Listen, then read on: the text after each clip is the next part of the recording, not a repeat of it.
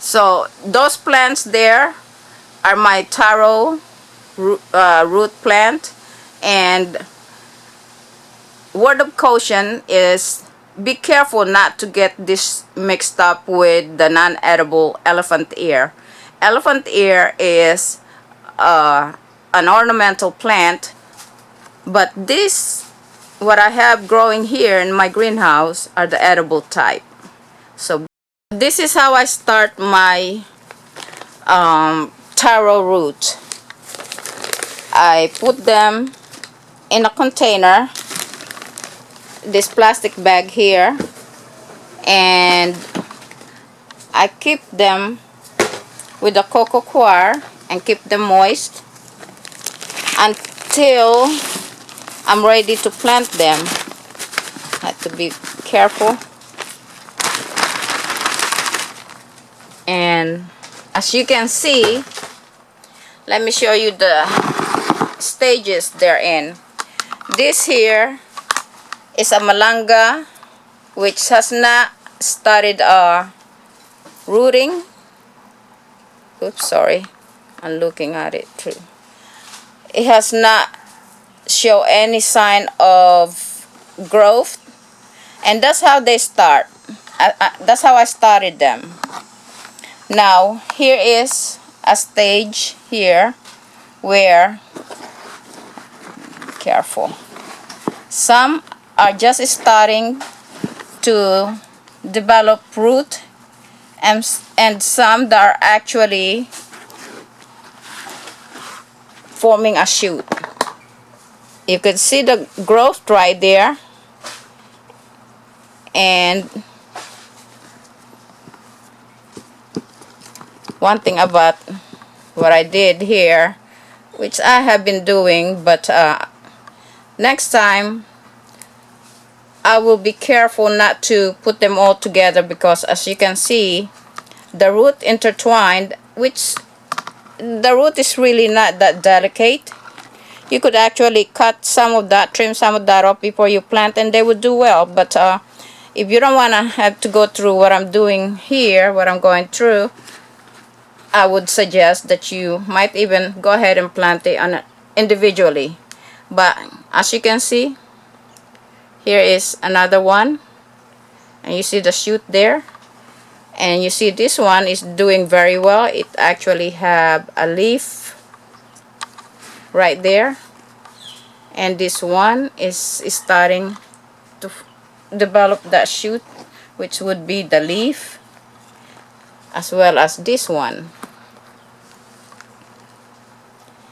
And as you can see, these actually have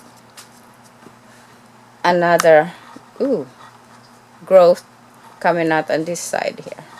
So this is how I start my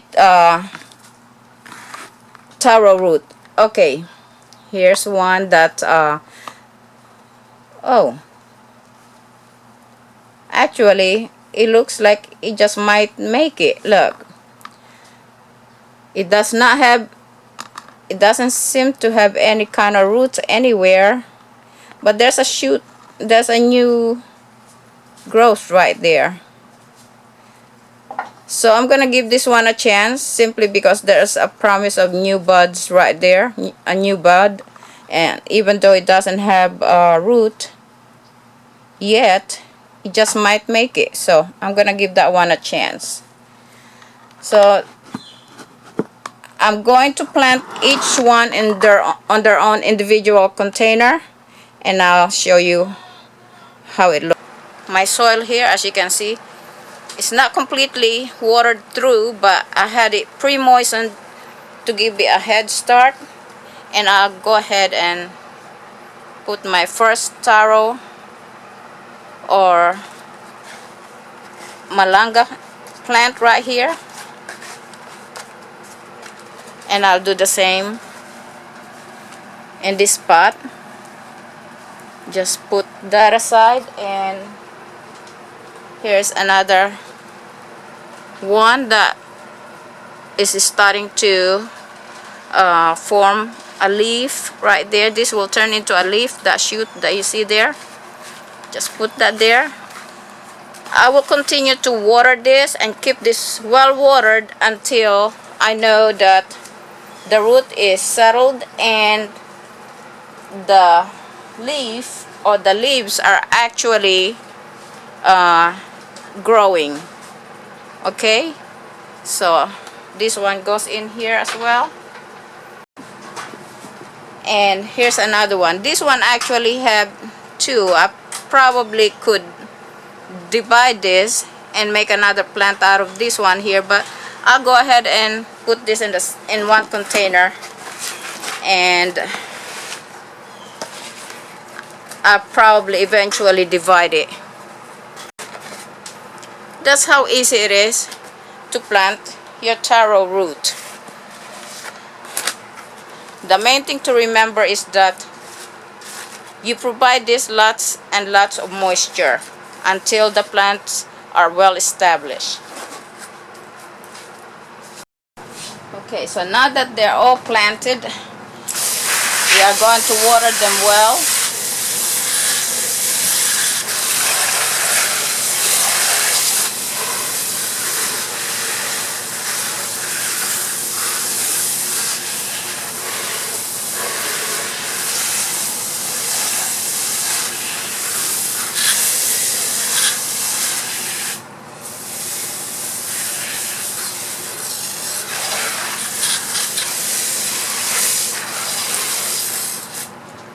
Okay, so that's how we plant taro.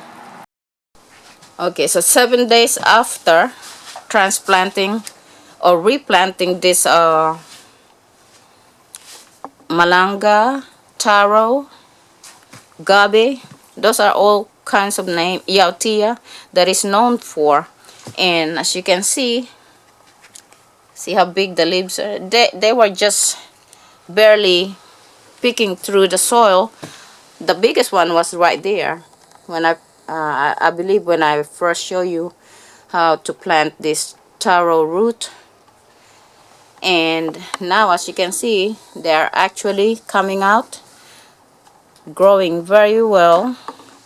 And here's that one there is just starting to peek through. And if you notice, oh, this one is starting. I see some roots right there. So this is the one that have no kind of growth whatsoever, but it does have some roots coming out of it. So my taro planting is also a success. As you can see, they are responding to the soil and the nutrient that is in it.